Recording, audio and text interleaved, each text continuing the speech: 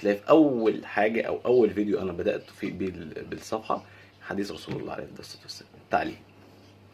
فانك تبقى حد يجي يقول لك ما تتعلمش، ما تستفادش حاجه، مش هتعمل، مش هتسوي، مش، قول له معلش. قول له معلش، ما انت فيد نفسك، خلي نصيحتك دي لنفسك. تمام.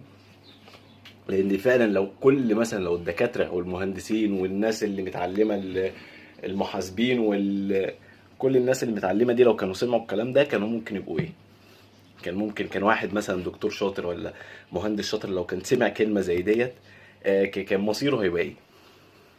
كان هيدخل في اي حاجه تانية. هو كان هيدخل في اي حاجه تانية وكان هيبقى شاطر فيها. يعني لو كان دخل في النصب وفي السرقه ومش عارف في ايه ولا قدر الله، كان هيبقى شاطر فيها. تمام. وكان هيأذي مين؟ هيأذي مين؟ تمام. بالعكس انها تبقى حياته اصلا يعني متبهدله ومقرفه خالص. فما تسمع